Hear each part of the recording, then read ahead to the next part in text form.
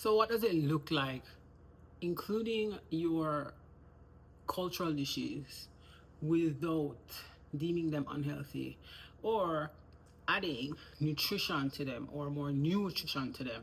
So for example, if you have a favorite meal or a meal that you enjoy or a dish that you enjoy, but say it's high in carbs and it's only carbs, the best way to make it more balanced is to pair it with something like something that has protein, something that has some healthy fats in there, with some fiber maybe, if it's not a fiber type dish.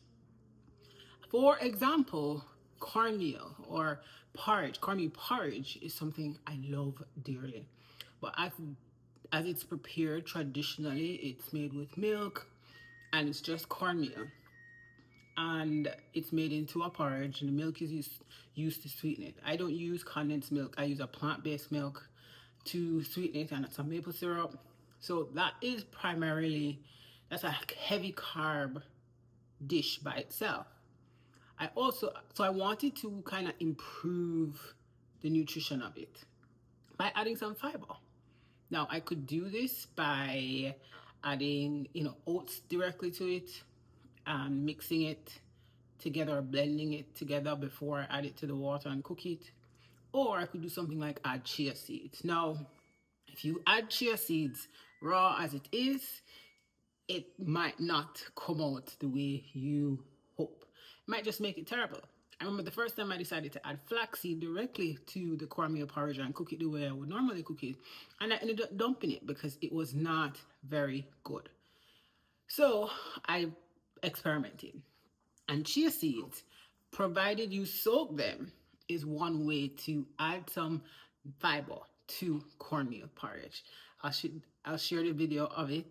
It's not very pretty, but this is what I made for breakfast. Now, if I wanted to add some protein directly to it, I could have mixed in some collagen into the milk that I use and then add that to it. But I'd rather just eat the protein outside of that, meaning adding some eggs. Now, the way Jamaicans eat cornmeal porridge is most times as a meal in and of itself. So just a bowl of that porridge, maybe with some crackers or maybe some bread. And oftentimes it's dipped directly into the porridge. It's delicious. But it also can lead to things like energy crashes because, as I said, it's very high in carbs, and so when you don't pair it with anything to help balance that glucose spike, for want of a better phrase, then you find yourself either hungry shortly after or crashing like you're tired and sluggish. So to balance it out or to minimize the impact of that, add something like soaked chia seeds, not just chia seeds. This has been soaked in water and I keep this jar in my refrigerator so I can add it directly to my oatmeal, my cornmeal porridge rather.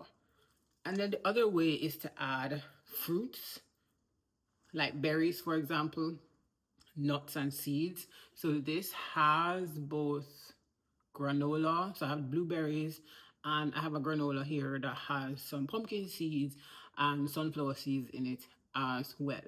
So that's a simple way to add some fiber to a dish that you enjoy. Other ways to add fiber. Let's stick to the topic of fiber, for example. Other ways to add fiber to your cultural dishes. Like I said, utilize those nuts and seeds. Flaxseed is one. You can add that to your shakes. You can add it to your oatmeal. I find it works better with oatmeal than it does in something like cornmeal porridge. If you're going to add chia seeds, always remember to soak them overnight or for a couple of hours. Chia pudding is one way to easily incorporate chia seeds if you're not somebody who likes to eat them raw in what do you call them, like chia balls with flaxseed and all that. If you're into that type of thing, that's another way to add it, to include it in a meal. The other way you can bump up the nutrition of things. Caribbean folks inherently use a lot of vegetables. So we're talking tomatoes, onions, bell peppers. Those are seasonings, as we call them, and they're in many, if not majority, of our dishes. So one way to increase that, let's say you are going to have rice. Again, rice is strictly a carbohydrate, and the fiber in white rice is very minimal. One way to increase the fiber in that is to add it, mix it with something. So you could add a lot of those chopped veggies, make a stir fry rice, or you could chop up some callaloo or spinach, mix that into your rice. You get some of the nutrition from those greens in them. And you can use fibrous greens like cabbage, which I said before, broccoli.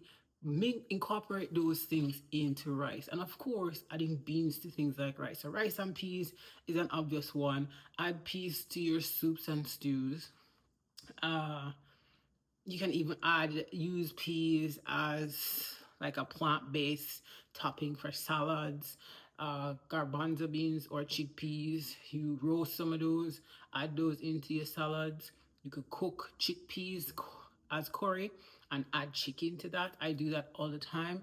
So there are ways to include or improve the quote-unquote nutrition from the fiber perspective, other than simply cutting it out. Now, if you do want to cut those foods out, that's entirely up to you, no judge, as long as you're not doing it with judgment, in the sense that I have to do this and then I'm going to judge. I'm judging my consumption of it. If you're doing that, then that needs to be examined, and you're not off to the right start or moving off of the right foot, if you ask me. Think of it like this: how can I best incorporate this food? And if you can't incorporate the food to meet your goal, for example, then by all means avoid it or remove it.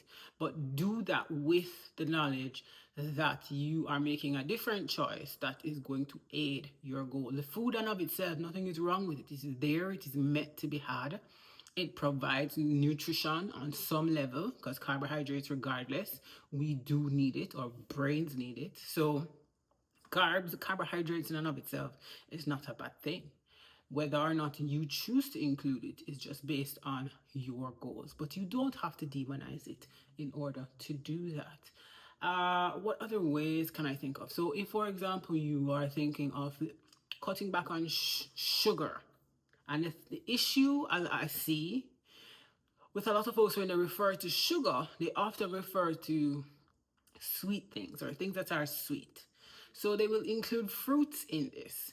And while the intention might be, let me cut back on sugar, because sugar is, that is often the underlying premise, that sugar is this evil thing, and it is the source of all their problems. I don't know, I'm not judging I don't know whether or not it's the source of an issue or a problem. But when people often look at sugars, one place I always suggest or encourage folks to start, if what you are concerned about is your sugar intake, and you look on a label and you see the carbohydrate, the dietary, and you see the total added sugars, if what you're concerned about are those added sugars, then let that be the focus. So if there's something with a particular amount of added sugars and it's more than what you would want to consume, so if you were to consume it multiple times for the day, it would put you over a certain amount of added sugars, then by all means monitor that. So if those are, and a lot of foods do have added sugars, but there are equally a lot of foods that can be added that have no added sugars. Fruits, for one, have no added sugars. Sometimes they produce natural sugars, and that's part of their carbohydrate makeup. So there's nothing you can do about that, and there's nothing inherently wrong with sugars. Again, it's carbohydrates. Your body does need that. So with fruits, you're getting that sugar, and by that I mean you're getting the taste of sugar. The fruit in and of itself produces those sugars. So, and in addition to the sugars, you have the other nutrients that it provides, the minerals, the antioxidants, and there's nothing wrong with including those. So, but if what you are concerned about is your sugar intake, then look at what might be adding sugar. So any product that you might buy, what is the amount of added sugar per serving? And is that going to put you above what it is that you want to consume?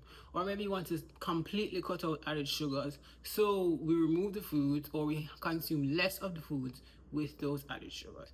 But quite frankly, carbohydrate intake, if what you're looking for is that, your whole foods do work. And there are a lot of whole foods that have been processed. So your whole foods are the fresh produce, and you're not going to eat these things raw. So I would hope you'd cook some of the ones that need to be cooked. If you want to eat them raw, there are a lot of folks who do, by all means. But think of including more of those, and without necessarily putting yourself on a strict diet to cut other foods out. Minimize maybe. So if you tend to eat a lot of candy, if you tend to eat a lot of sugary snacks, then might be look at what your total consumption in a day looks like and where you can make shifts. So even if you keep the snacks in, what more can you add more of the other stuff? What that eventually does is crowd out the sugar snacks. But if you go from the perspective of, I'm going to just cut these things out, some people can go cold turkey. I'm one such person. But if you think of just cutting these things out, then what happens is you end up craving them, missing them, versus you intentionally including some of the other things, then eventually it crowds it out. And you may or may not lose the taste for them. Who knows? But the point is, being rigid with yourself is not going to help. So those are the ways I can think of adding nutrition to your cultural foods instead of just chopping them out. So hope that helps. Hope that gives you perspective. And let me know. I'm gonna get out here, but this is your reminder to nourish yourself one bowl at a time, starting with breakfast. Bye. So I'm not going to show you how to make cornmeal porridge. I'm going to make the assumption you know how to make cornmeal porridge. If not, you can just Google Jamaican cornmeal porridge. But you want to have your cornmeal porridge already cooked, and then you're going to sweeten it. Once you sweeten it, this is where we're going to add the chia seeds. Now these chia seeds have been soaked in just water. Pop them in a jar and soak a couple tablespoons, so that I can then now scoop out 2 tablespoons of soaked chia seeds into a microwave safe bowl. And I'm doing this because I only want the chia seeds for the serving of porridge that I'm going to have, as opposed to putting it in an entire pot.